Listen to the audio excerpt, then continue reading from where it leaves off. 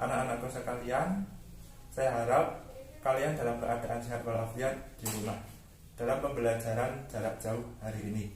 Pada mata pelajaran pekerjaan dasar elektromekanik, materi yang pertama akan disampaikan adalah kesehatan dan keselamatan kerja. Terus yang kedua itu adalah bahan kerja elektromekanik. Yang ketiga, peralatan tangan dan pekerjaan elektromekanik. Yang keempat, peralatan mesin pada pekerjaan elektromekanik. Dan yang kelima adalah peralatan ukur mekanik pada pekerjaan elektromekanik. Itu adalah materi yang akan disampaikan pada semester 1 ini. Untuk materi yang pertama, kita akan bahas selanjutnya. Materi yang pertama akan kita bahas adalah mengenai kesehatan dan keselamatan kerja elektromekanik atau K3 mekanik.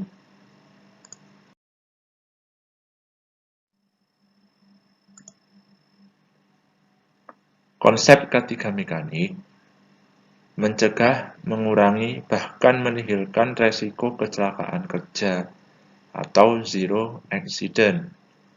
Nah, penerapan konsep ini tidak boleh dianggap sebagai upaya pencegahan kecelakaan kerja dan penyakit akibat kerja yang menghabiskan banyak biaya. Namun, harus dianggap sebagai bentuk investasi jangka panjang yang memberi keuntungan yang berlimpah pada masa yang akan datang. Nah, untuk berbagai jenis keselamatan kerja sebagai berikut. Yang pertama ada keselamatan kerja dalam industri atau bahasa Inggrisnya industrial safety. Ada keselamatan kerja di pertambangan atau mining safety. Keselamatan kerja dalam bangunan atau building and construction safety. Terus ada keselamatan kerja lalu lintas atau traffic safety.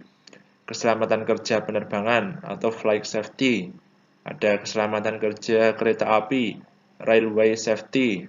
Ada keselamatan kerja di rumah, home safety. Dan ada juga keselamatan di kantor atau office safety.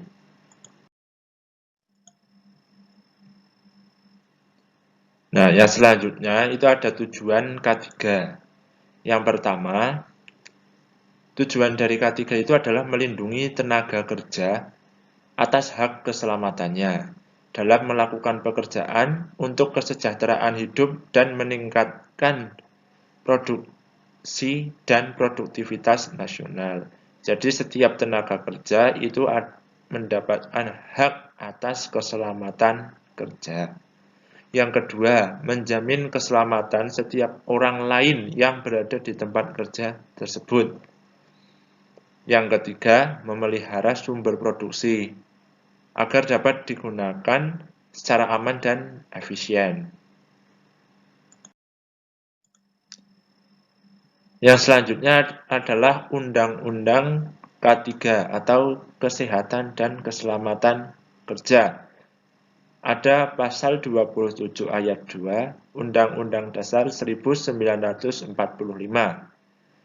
Ada juga Undang-Undang Nomor 14 Tahun 1969 Pasal 3 tentang ketentuan-ketentuan pokok mengenai ketenaga kerjaan. Undang-Undang Nomor 23 Tahun 1992 tentang kesehatan dan Undang-Undang Nomor 1 1970 tentang keselamatan kerja. Dan ada juga Undang-Undang Nomor 12 Tahun 1948 tentang kerja. Tetapi ini adalah undang-undang yang mengatur tentang ketenagakerjaan atau tentang kerja secara umum. Ini adalah Undang-Undang K3 secara umum. Namun, dalam bidangnya itu juga sudah ada mengenai undang-undang yang mengatur tentang K3, namun lebih spesifik dalam bidangnya. Misal, seperti dalam perkeretaapian, itu sudah ada undang-undang tentang kereta api dan yang mengatur tentang K3. Ada juga di pertambangan. Itu juga ada undang-undang tentang pertambangan dan juga mengatur tentang K3. Yang selanjutnya adalah mengenai rambu-rambu K3. Nah, tentunya di sini kalian sudah memahami juga atau bahkan sering menjumpai mengenai rambu-rambu K3. Nah, rambu-rambu K3 diantaranya yang pertama itu adalah simbol tanda bahaya. Nah, di sini ini adalah simbol mengenai tanda bahaya. Yang kedua, ini adalah simbol tentang tanda-tanda untuk keselamatan di tempat kerja. Seperti ini. Ini adalah simbol atau tanda untuk keselamatan di tempat kerja. Yang ketiga, warna untuk simbol keselamatan. Ini adalah warna untuk simbol keselamatan. Ini ada warna keselamatan, warna kontras simbol. Semisal di sini ada merah, di sini putih, itu ada larangan, ada pemadam api. Nah, ini adalah warna untuk simbol keselamatan. Selanjutnya, sini ada pencegahan kecelakaan. Karena memang lebih baik mencegah daripada mengobati. Jadi semaksimal mungkin kita cegah terjadinya kecelakaan. Nah, hal yang pertama yang harus kita lakukan untuk pencegahan kecelakaan, yang pertama, menerapkan peraturan perundangan dengan penuh disiplin. Jadi seperti yang tadi dijelaskan mengenai Undang-Undang K3, itu harus kita terapkan secara disiplin dan benar-benar harus diterapkan. Yang kedua, menerapkan standarisasi kerja yang telah digunakan secara resmi. Nah, di sini kita harus melakukan pekerjaan sesuai dengan standar resmi. Yang ketiga, melakukan pengawasan dengan baik.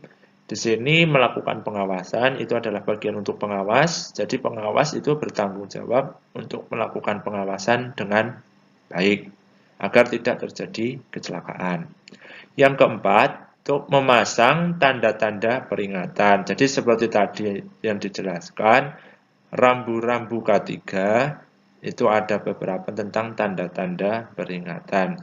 Ini dipasang agar ketika ada seseorang itu apabila akan melakukan sebuah kesalahan, di sini sudah ada peringatannya terlebih dahulu. Jadi tidak jadi untuk misal yang seharusnya tidak boleh dipegang, nah itu sudah ada tandanya. Jadi orang tersebut tahu bahwa itu tidak boleh dipegang. Yang kelima, melakukan pendidikan dan penyuluhan kepada masyarakat agar tumbuh kesadaran tentang pentingnya menghindari kecelakaan baik untuk diri sendiri maupun orang lain. Jadi di sini kita harus melakukan penyuluhan kepada masyarakat tentang keselamatan kerja dan cara pencegahan kecelakaan.